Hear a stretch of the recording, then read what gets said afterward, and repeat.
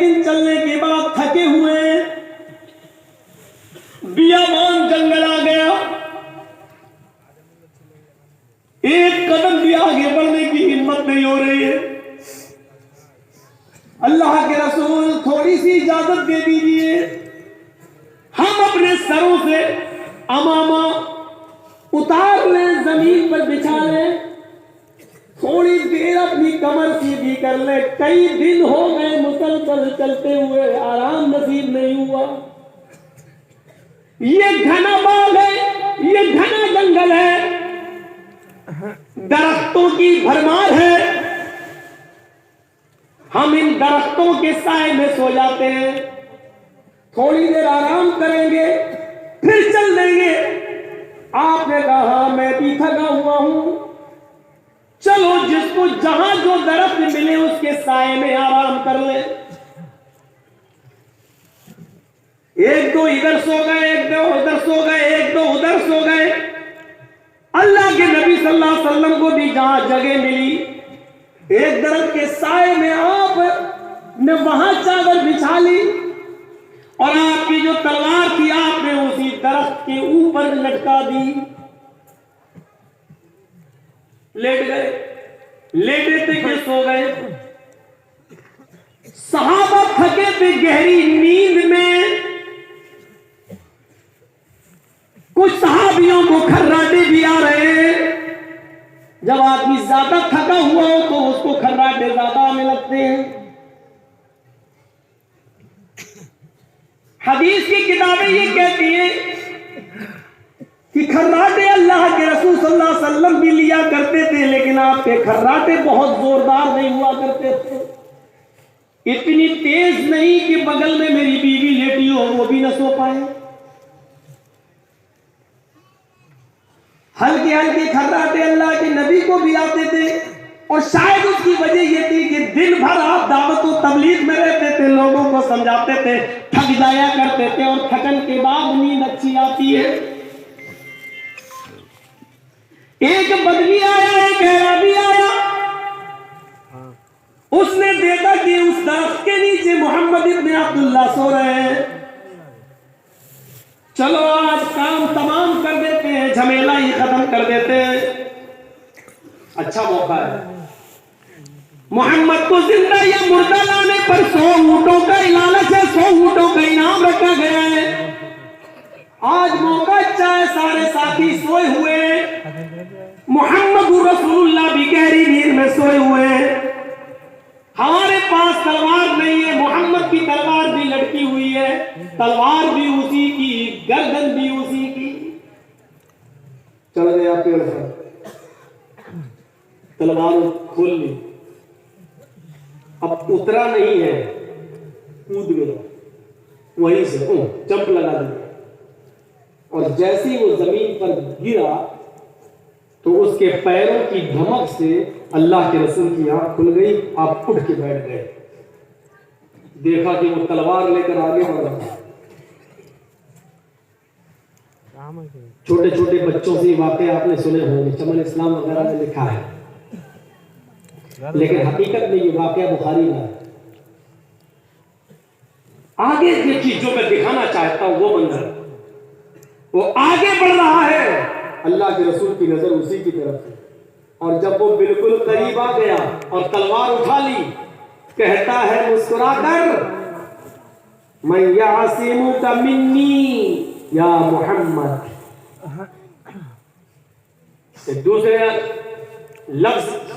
दूसरा भी लफ्ज इस्तेमाल हुआ, मैं यमनउका मिन्नी या मोहम्मद। आज कौन रोकेगा मुझे तेरे कत्ल से?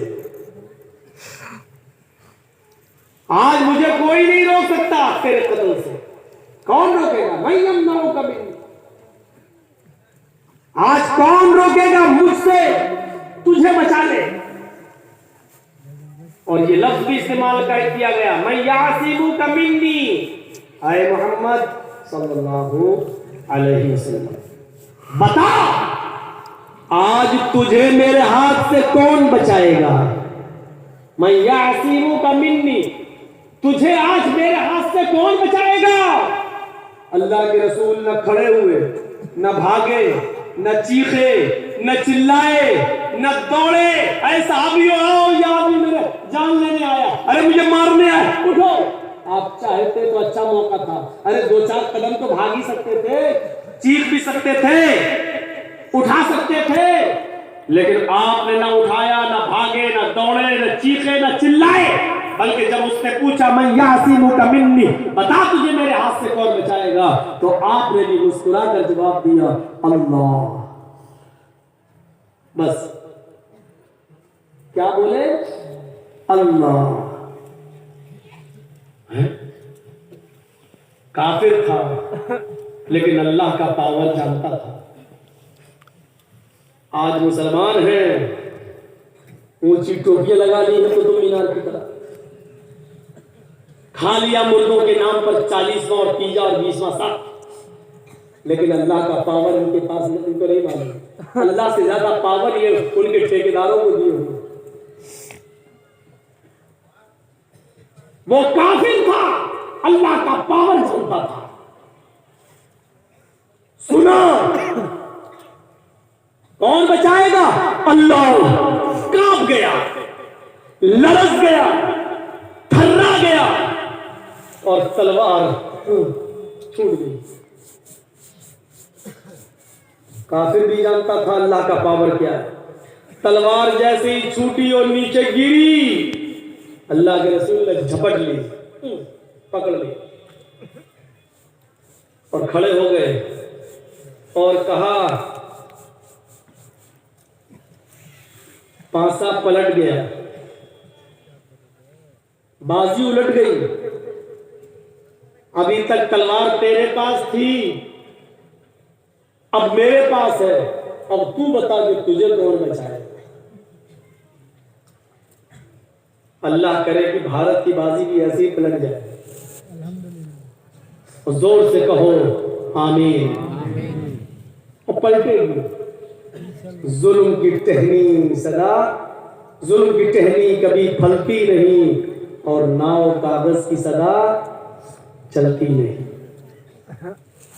प्लास्टिक के फूलों में खुशबू नहीं होती है।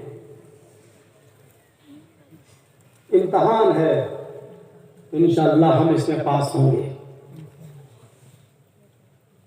और सुनिए, अल्लाह के नबी ने उससे कहा कि अब तू बता कि तुझे कौन बचाएगा मेरे हाथ से। अब वो तो जानते ही नहीं था, मानते ही नहीं था, बस ये जानता था कि अल्लाह को कितना पावरफुल है, क्या जानता था। जब देखा मोहम्मद के हाथ में तलवार, बाजी उलट गई, तो कहता है आपके हाथ में तलवार है, आप ही बचा सकते हैं, आप ही छोड़ सकते हैं और आप भी मार सकते हैं, और मुझे उम्मीद है कि आप मुझे मारेंगे नहीं, क्योंकि मैंने कभी आपको जाती बदला लेते हुए नहीं देखा। अल्लाह के रसूल ने कहा इतना मानता है तू मुझे? कहा आपने अपनी जात के लिए कभी इंतकाम नहीं लिया। अल्लाह के रसूल ने कहा जा, मैंने तुझे छोड़ दिया, उसको माफ कर दिया, चला। ये वाकया मैंने बताने का मकसद सिर्फ इतना है, पूरे वाकये को रखने के बाद सिर्फ इतना बताना था आपको कि वो काफिर था, ऐराबी था, देहाती था, तलवार उसके हाथ में थी, सहाबा सो रहे थे, पूरा पावर था उसको, वो चाहता तो कत्ल कर सकता था मोहम्मद रसूलुल्लाह को, लेकिन उसने क्या कहा, बता मेरे हाथ से तुम्हें कौन बचाएगा? तो अल्लाह के नबी ने जवाब क्या दिया? अल्लाह। इस लफ्ज अल्लाह से वो कांप गया। काफिर था लेकिन कांप गया। यहां मस्जिद के सीने पर दुकानें खोलकर नहीं कांपते, मस्जिद की छाती पर खड़े होकर अल्लाह के घर के सामने दुकानें खोले हुए हैं और मस्जिदों में आने की तौफीक नहीं होती। अच्छा एक बात बताइए, रमजान में तो आ जाते होंगे ना दुकानें बंद करके, कि रमजान में भी खुली रहती है दुकान? आप लोग बताइए ना। ओ,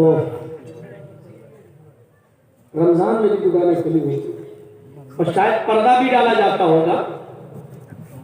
बेरोजगारों की कितनी इज्जत है, पर्दा डालकर दामाद की तरह उनको अंदर ले जाया जाए। आओ चाय। कितनी इज्जत है। याद रखना, बहुत सख्त बात कहने जा रहा हूं, याद रखना, रमजान के महीने में दिन में दुकानें खोलने वालों, बेरोजगारों को कपड़ा डालकर और पर्दा डालकर अपनी दुकानों में खिलाने और पिलाने वालों, अल्लाह की कसम जितना गुनाह रमजान के उस मुबारक महीने में रोजा न रखने वालों को मिलेगा, रोजा छोड़ने पर जितना गुनाह उनको पड़ेगा, तुम्हें रमजान के महीने में उनको खिलाने और पिलाने के बाद तुम भी बचोगे नहीं, तुम भी उतने ही गुनाह के मुस्तहिक होगे, इसलिए कि तुमने अपनी दुकानें खोलकर बेरोजगारों के लिए खाने और पीने का इंतजाम किया, बल्कि उनके लिए शर्म और हया से और मोहल्ले और गांव वालों के तानो तशनी से बचने के लिए पर्दे भी डालकर उनको छिपा लिया ताकि दूसरों के सामने तुम्हारी बेइज्जती न हो। ऐसा करने वालों, कयामत के दिन सख्त अज़ाब के लिए तैयार रहो। अल्लाह की लाठी में आवाज नहीं, इसी दुनिया में भी वो अपना अज़ाब नाज़िल कर सकता है। तो काफिर का तहल गया, हम मोमिन नहीं थे। वो एक दीनदार औरत थी, नेक औरत थी, और उसका चचेरा भाई उससे प्यार करता था, मोहब्बत करता था, लेकिन चचेरी बहन को इसका इल्म नहीं था कि ये मुझे चाहता है। एक तरफा प्यार, एक तरफा मोहब्बत, कभी वो अपनी चचेरी बहन से कह नहीं पाया, और इसी दरमियान उस लड़की के बाप ने उसका रिश्ता तय कर दिया और उसका निकाह कर दिया। उस जमाने में जल्दी रिश्ता तय होने के बाद ही शादी हो जाती थी, हमारी तरह रवाज नहीं था। आज लड़की देखने आएंगे, एक हफ्ते बाद तुम आओ, लड़का देख लो, उसके बाद अब पक्की करने आओ। कुछ चीजें दे दी गई, लड़की बुक हो गई। पक्की से बेहतर है ये जुमला इस्तेमाल किया जाए, बुक हो गई। अभी निकाह नहीं हुआ, लड़की को लड़के का, लड़के को लड़की का नंबर भी मिल गया। माँ कह रही है कोई बात नहीं, मेरी बेटी उसी से तो बातें कर रही है जिसके साथ शादी होना है। उधर लड़के के माँ बाप को भी फिक्र नहीं है, चलो बाकी होने वाली और सीधी बातें कर रहा है। मैं पूछता हूं इतना डिले क्यों है? जब देख लिया गया लड़की को लड़का और लड़के को लड़की पसंद आ ही गई है, तो फौरन निकाह क्यों नहीं कर देते हो? साहब अभी इंतजाम नहीं हुआ है। आपको इंतजाम क्या करना है? लड़की जिन कपड़ों में घर बैठी हुई है उसी कपड़े में निकाह हो जाएगा, तुम उसको ले आओ। समाज क्या कहेगा? एक जायज तरीका है, तुम्हारे पास कुछ नहीं है, लड़की जो कपड़े पहने हुए उसी कपड़े में निकाह विदा हो सकती है, ये जायज तरीका है। लेकिन ये समाज को अच्छा नहीं लगता, समाज को ये अच्छा लगता है मंगनी हो गई, निकाह नहीं हुआ, 2 साल तक पेंडिंग में पड़ा है रिश्ता, लेकिन लड़की लड़के की मोटरसाइकिल पर बैठ कर जाए, आए, मोबाइलों पे बातें करे और एक दूसरे के घरों पर आना जाना रहे, इसको समाज बुरा नहीं समझता है। ऐसा समाज अगर किसी मुआशरे में रह रहा है जो इसको बुरा नहीं समझता है, तो ऐसे समाज वालों तुम्हारे अंदर से रूह निकल चुकी है। अल्लाह की कसम, ये समाज आईसीयू पर लेटा हुआ है, हॉस्पिटल में बीमार है, आईसीयू पर लेटा हुआ है। जैसे आईसीयू से निकाला गया और ये समाज मर जाएगा, इसके अंदर रूह नहीं है, वो तो आईसीयू की ऑक्सीजन से जिंदा है। जैसे नाक का नथुना हटाया गया और इसकी रूह निकल गई। ऐ समाज वालों, अगर इसको अच्छा समझते हो और उसको बुरा समझते हो तो तुम मर चुके हो, तुम मरे हुए हो। मौलवी जर्जीस मुर्दों से खिताब कर रहा है, आईसीयू में लेटे हुए, आईसीयू में पड़े हुए मरीजों से खिताब कर रहा है। मैं किसी जिंदा कौम से नहीं बोल रहा हूं, ये जलसा मैं जिंदा कौम को नहीं सुना रहा हूं, ये कुरान और हदीस में जिंदा लोगों से को नहीं बता रहा हूं, बल्कि मरीज आईसीयू पर लेटी हुई कौम के सामने मैं पेश कर रहा हूं। अगर इसको अच्छा समझता है समाज और उसको बुरा समझता है तो ऐसा समाज को चुल्लू भर पानी में डूब के मर जाए। मंगनी हुई बस, रिश्ता तय हुआ, अभी निकाह नहीं हुआ और मोबाइलों पे बातें कर रहे हैं दोनों, ये अच्छा। वो अपनी मोटरसाइकिल पे क्या एक ही स्कूल में पढ़ते हैं, उसके साथ जाती है, वो तेरे बाप का राज, और समाज इसको अच्छा समझता है। अरे समाज तो छोड़ो, अगर लड़की का बाप और लड़की की मां ये जानती है कि मेरी बेटी उस लड़के से बात कर रही है जिससे रिश्ता तय हो गया है, तब भी वो गलत कर रही है, ये जानते हुए भी उसको बात करने की परमिशन दे रही है, तो वो मां नहीं डायन है, वो मां नहीं चुड़ैल है। और कौन से जुमले इस्तेमाल करें, इसके बावजूद भी शर्म नहीं आती। कैसे तुम्हारा जमीन दरारा कर ले। और सुनो, जिसके साथ रिश्ता तय हो गया है, जब निकाह से पहले मोबाइल पर उससे बात करना जायज नहीं है, तो जिनके साथ निकाह तय ही नहीं हुआ उनसे बातें करने की इजाजत कहां से हो जाएगी? नुक्ते निकालो। जिसके साथ रिश्ता तय, 1 साल के बाद शादी होना है, निकाह होना, जब उसके साथ बात नहीं कर सकती और मां जानती है कि मेरी बेटी बात कर रही, तो मां नहीं डायन है, तो दूसरों से बातें करने वाली कौन हुई? और मां जानती है कि मेरी बेटी दूसरे से बात कर रही, तो वो कौन हुई? अब इससे आगे कुछ बोलूंगा तो पता चला कि अगले साल से मोहम्मदपुर वाले कहेंगे मौलाना जर्जीस को तलाक दे दो, अब नहीं बुलाऊंगा। इससे आगे क्या बोले? हाँ, जलसे में भी तलाक, हम वो वाली तलाक नहीं कह रहे हैं, वो तो सिर्फ औरत को मिलती है। तलाक का मतलब छोड़ देना। आप कहोगे ये क्या? वो चचेरी बहन थी, लड़का कह नहीं पाया, बाप ने बेटी की शादी कहीं और कर दी। बुखारी शरीफ की हदीस, बुखारी शरीफ में बात क्या मौजूद। चंद सालों के बाद 2-3 बच्चों की मां बन गई वो लड़की। उसका शौहर बीमार हो गया, चारपाई से उठने के लायक नहीं रहा, बिस्तर पकड़ लिया। बच्चों पर भूख की नौबत आ गई। इसने सोचा कि मेरा चचेरा भाई थोड़ा पैसों वाला है, अमीर है, चले उससे जाके थोड़ी सी मदद ले ले। वो आती है, दरवाजा खटखटाती है। चचेरे भाई ने दरवाजा खोला, सामने देखता है कि मेरी चचेरी बहन खड़ी है। अंदर आओ। कैसे आना हुआ? उसने बताया, तुम तो जानते ही हो कि तुम्हारे बहनोई के बिस्तर पर पड़े हैं, उठने की ताकत नहीं है। मैं औरत जात हूं, कितनी मेहनत कर सकती हूं, शौहर की दवा और इलाज भी कराना है और बच्चों का पेट भी पालना है।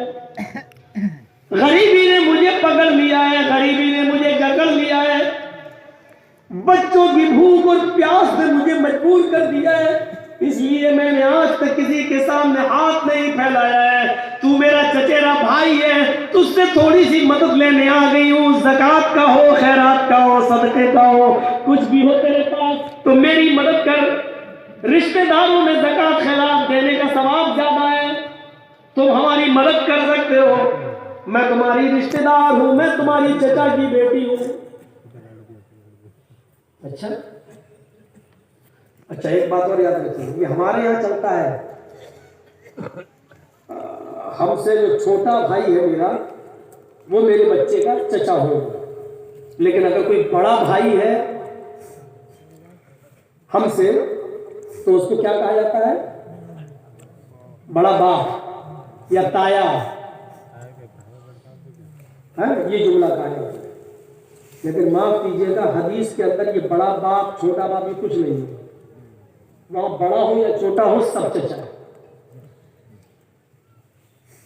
हम लोगों की लुगतें अलग है ना, माहौल में रहते हैं ना। अल्लाह के रसूल सल्लल्लाहु अलैहि वसल्लम के जो बाप थे अब्दुल्ला, वो अपने 10 भाइयों में सबसे छोटे थे और उनका इंतकाल हो गया। तो गौर से अगर देखा जाए तो अब्दुल्ला जो नबी के बाप थे उनसे बड़े थे सब। अबू तालिब बड़े थे, हमजा बड़े थे, अब्बास बड़े थे, सब अल्लाह के नबी के बाप से बड़े थे रिश्ते में, वो उम्र में सब बड़े थे। लेकिन अल्लाह के रसूल ने सबको चचा कहा, सबको हमजा चचा, अबू लहब चचा, अब्बास चचा। इसका मतलब ये हुआ कि बड़े बाप को भी चचा ही कहना चाहिए। शरीयत का तकाजा यही है। हमारी और आपकी डिक्शनरी अलग है क्या? ये बड़ा बाप है, छोटा है तो ये कहते हैं छोटा बाप है, ये कहते चलता है। अकल देखो हमारे भूसा बड़ा है। अरे जब हमसे कोई बड़ा है तो वो बड़ा बाप हो गया मेरे बेटे का। लेकिन हमसे जो छोटा है तो कायदे से कहना चाहिए ना कि छोटा बाप। तो छोटा बाप कोई नहीं कहता, चचा। छोटा बाप कहने में अच्छा नहीं लगता, बड़ा बाप कहने में अच्छा लगता है। तो कहना चाहिए ना बड़ी अम्मी। अब जो उससे छोटे उसको कहना छोटी अम्मी। तो छोटी अम्मी कोई नहीं कहेगा, चची। याद रखिए, मेरी मां से बड़ी कोई बहन है तो वो भी मेरी खाला है, और मेरी मां से छोटी कोई बहन है तो वो भी मेरी खाला है। इसी तरीके से किसी से बड़ा कोई भाई है तो वो भी मेरे बच्चे का चचा है, और मुझसे छोटा कोई भाई है तो वो भी मेरे बच्चे का चचा है। इसको बदलने की कोशिश करो अगर नमाज बना सकते हो ऐसा। तो इसलिए मैं कह रहा हूं चचेरी बहन, चचेरा भाई, क्योंकि दोनों एक दूसरे के चचा, चाहे छोटा हो चाहे बड़ा हो। बड़े अब्बा की बेटी, बड़े कुछ नहीं, चचेरी बहन, चचेरा भाई। तो कहती है कि मैं तेरी रिश्तेदार हूं, जो भी देना चाहे दे दे। उसने कहा है मेरी चचेरी बहन, आज मैं तुमसे अपने दिल की बात कहना चाहता हूं। जी जी बोलो भाई, क्या बात है?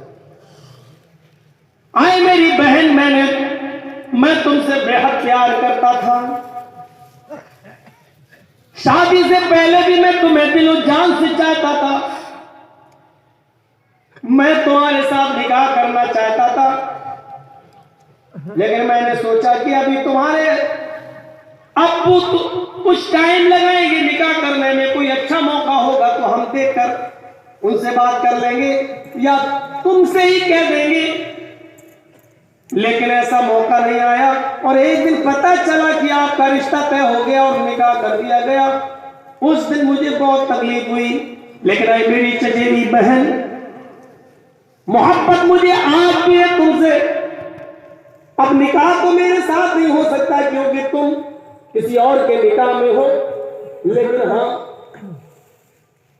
मोहब्बत दिल में अभी भी है। इसलिए मैं तुम्हारे सामने पेशकश रखता हूं, आज की रात तुम मेरे बिस्तर पर आ जाना। मैं तुम्हारी मदद अभी किए देता हूं और आज की रात मिलने का वादा करो। उसने समझाया, शर्म करो, ये तुम क्या कह रहे हो? इसने कहा सोच लो, एक तरफ तुम्हारा शौहर है जो बिस्तर मर्ज पर पड़ा हुआ है, दूसरी तरफ तुम्हारे छोटे छोटे बच्चे हैं जो भूख से बिलबिला रहे हैं। सोच लो, गौर कर लो। वो मजबूर थी, बच्चों की भूख उस पर देखी नहीं जा रही थी। शौहर की बीमारी ने उसको मजबूर कर रखा था। थोड़ी ही देर के बाद उसने इस बात में अपना सर हिला दिया, जैसी तुम्हारी मर्जी, लेकिन अभी मेरी मदद कर दो, मैं अपने बच्चों को कुछ खिला दूं और अपने शौहर के लिए कुछ दवा ले लूं। उसने कुछ दिरहम उस लड़की को, अपनी चचेरी बहन को दे दिए। कहीं जिक्र है 60 दिरहम दे दिए। ये लड़की उससे वादा करके चली आई, आधी रात गुजर जाने के बाद मैं तेरे बिस्तर पर आ जाऊंगी। मजबूर थी, चली आई, अपने शौहर के लिए दवा का इंतजाम करती है और अपने बच्चों के लिए खाना ना बनाती है, तैयार करती है, खाना खिलाती है, शौहर को सुलाती है। देख लिया कि बच्चे बेहोश पड़े हैं, शौहर भी गहरी नींद में बीमार है, जो दवा खाया है अब सुबह से पहले उसकी आंख नहीं खुलेगी। दिल पर पत्थर रखती है और फिर चल देती है कि मैंने जो वादा किया था अपने वादे को पूरा कराऊं, शायद फिर कभी जरूरत पड़ जाए पैसे की, दिरहम दीनार की, तो वही मेरे काम आएगा।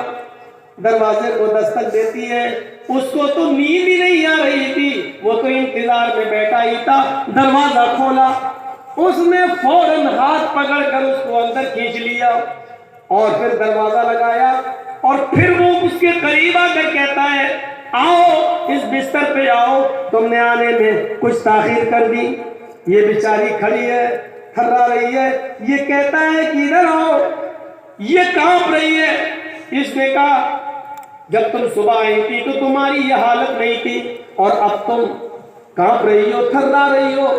अरे अभी से कांपोगी, थर्राओगी तो आगे का मरहला कैसे तय होगा? अभी तो हमें और तुम्हें आज की रात हमें तुम्हारे साथ, तुम्हें मेरे साथ गुजारना है, आगे के मरहले भी तो तय करना है। ये तुमने अपनी क्या हालत बना ली है? वो डरती जा रही है, उसके चेहरे का रंग बदलता जा रहा है, सुर्ख होता जा रहा है।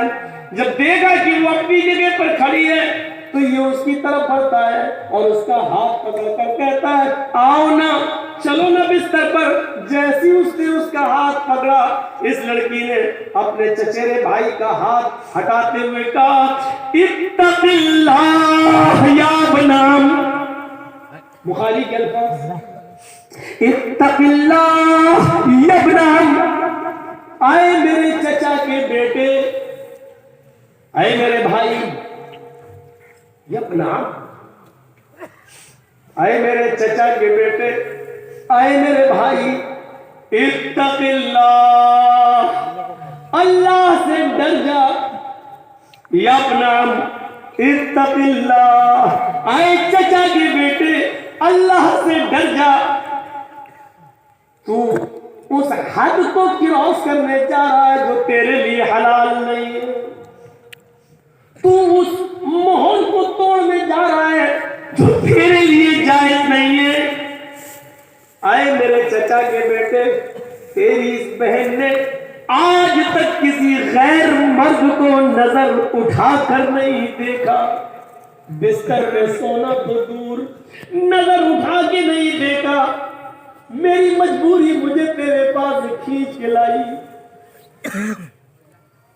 एक रात के चंद लम्हों के इंजॉय के लिए, लज्जत के लिए मेरी पूरी जिंदगी की इबादतों पर पानी मत फेर। आए मेरे चचा के बेटे, अल्लाह के अज़ाब से डर जा, जहन्नम की आग से डर जा, कब्र के अज़ाब से डर जा। आए मेरे चचा के बेटे, अल्लाह का खौफ अपने दिल में पैदा कर।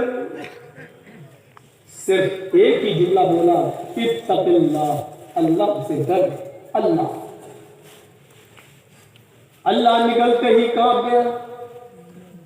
जिसने पूरी जिंदगी गुनाहों में गुजारी हो, लेकिन आज उसके सामने अल्लाह का लफ्ज़ इस स्टाइल में आया कि वो कांप गया और कहने लगा, मेरी बहन तुम ठीक ही कह रही हो, तुम तो एक काम पर, और वो भी अभी किया नहीं है, तुम तो एक गलत काम पर, हालांकि अभी वो तुमने किया भी नहीं है, इतना डर रही हो। हाय मेरी तो सारी जिंदगी गुनाहों में चली गई, मेरी तो सारी जिंदगी गुनाहों में मुलव्वस हो गई। तुम तो एक काम पर इतना डर रही हो, हालांकि वो काम अभी तुमने किया भी नहीं है, इतना डर रही हो, कांप रही हो। मुझे कितना डरना चाहिए? आए मेरी बहन, जा जा, वो मैंने 60 दिरहम तुझ पर छोड़ दिए और जरूरत हो तो और ले जाना, जा, मैं तेरे साथ अब गलत काम का इरादा नहीं रखता। कहने लगी क्या ये मेरा वही भाई बोल रहा है जो अभी मेरे जिस्म के साथ खेलना चाहता था? हाँ मेरी बहन, ये तेरा वही भाई बोल रहा है, तू जा सकती है, मजबूरी हो तो फिर चले आना, मैं तेरी और मदद कर दूंगा। वो जाने लगी, दरवाजे के करीब पहुंचती है, जाने लगी, पीछे मुड़कर अपने भाई को फिर देखती है, कहती है मैं जा रही हूं। इसने फिर मुड़कर कहा, आए मेरी बहन जाओ, लेकिन एक गुजारिश है तुमसे। का क्या?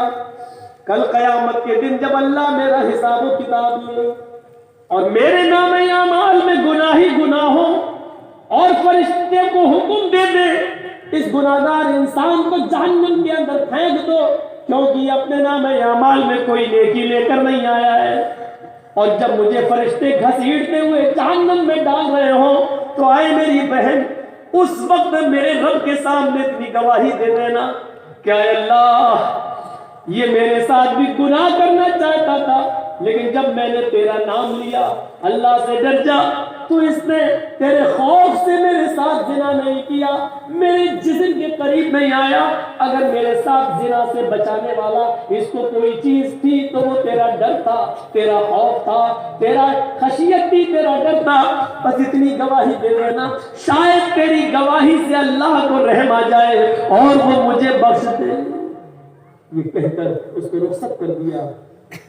पूरा वाकया बयान करने का मकसद सिर्फ इतना है कि पूरी जिंदगी गुनाहों पे गुजरी थी उसकी, और जिना के करीब, और याद करो जिसने पूरी रात दिमाग ही बना लिया हो कि अभी आती होगी, जहन बना चुका हो कि हम उससे मिलेंगे, आज दो जिस्म और एक जान होंगे, और ऐन मौके पर उसके अरमानों पर पानी घेर दिया जाए और ये कह दिया जाए कि अल्लाह से डर जा, क्या बीती होगी। लेकिन अल्लाह का खौफ उसको कैसा था कि फौरन उसने कह दिया, जा, मैंने तुझे मेरे पास।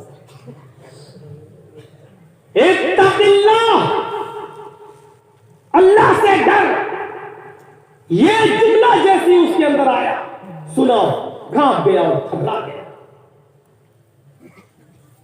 इन्नमल मुमिनून अल्लज़ीना इज़ा ज़ुकिरल्लाहु वजिलत कुलूबुहुम। काफी है, 3 वाक़े। जब अल्लाह का नाम आ जाए तो उनके दिल कांप जाते हैं और थर्रा जाते हैं। अब दूसरी चीज आई है मोमिन की पहचान, व इज़ा तुलियत अलैहिम आयातुहु ज़ादतहुम ईमाना, और जब कुरान की तिलावत की जाती है तो उनके ईमान में ज़्यादती हो जाती है। कुरान पढ़ते वक्त ईमान में ज़्यादती, हमारे ईमान में ज़्यादती क्यों होती है? क्योंकि हम कुरान पढ़ते हैं, कुरान की तिलावत